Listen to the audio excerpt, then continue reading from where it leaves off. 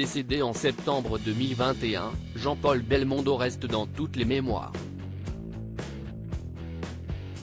La preuve avec la ville de Paris, qui a décidé de lui dédier l'un de ses lieux emblématiques.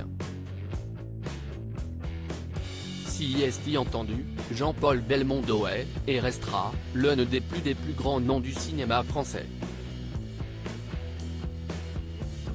Le 6 septembre 2021, le comédien décédait à l'âge de 88 ans.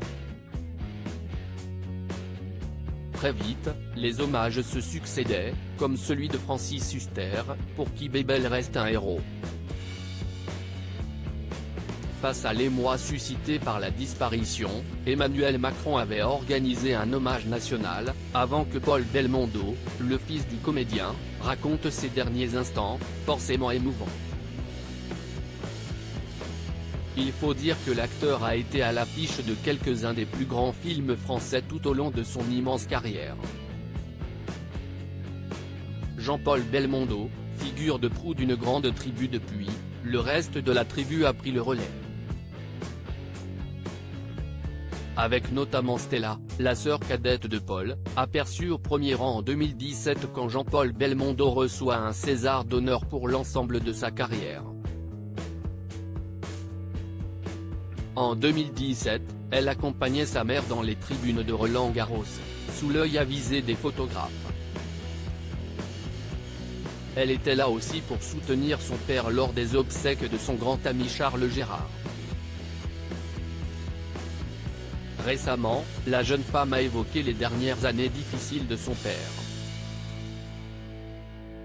Petit-fils du monstre sacré du cinéma hexagonal, Victor Belmondo a, de son côté, confié à nos confrères de gala qu'il n'était plus célibataire. Une promenade Jean-Paul Belmondo près du pont de Bir Hakeim pour le grand public, Jean-Paul Belmondo continue à être présent à travers ses films, régulièrement diffusés sur le petit écran. Ainsi à bout de souffle, 1960, inspiré d'un fait divers qui s'est déroulé quelques années avant le tournage, ou Stavisky, sorti en salle en 1974, qui a eu un impact important sur la carrière de l'acteur. Dans Peur sur la ville, 1975, si est un détail vestimentaire qui retient l'attention. Si est précisément à ce classique du polar que la ville de Paris a pensé pour rendre hommage à Jean-Paul Belmondo, moins de 2 ans après sa mort. Le terre-plein central du pont de Bir Hakeim, sur lequel l'acteur a effectué l'une de ses plus célèbres cascades juchées sur un métro pour une scène de poursuite du film, sera en effet bientôt rebaptisé Promenade Jean-Paul Belmondo.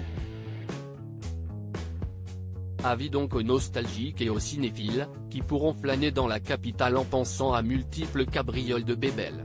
À lire aussi Il me faisait faire des bêtises. Jean-Paul Belmondo facétieux avec son petit-fils, Victor Belmondo évoque ses souvenirs.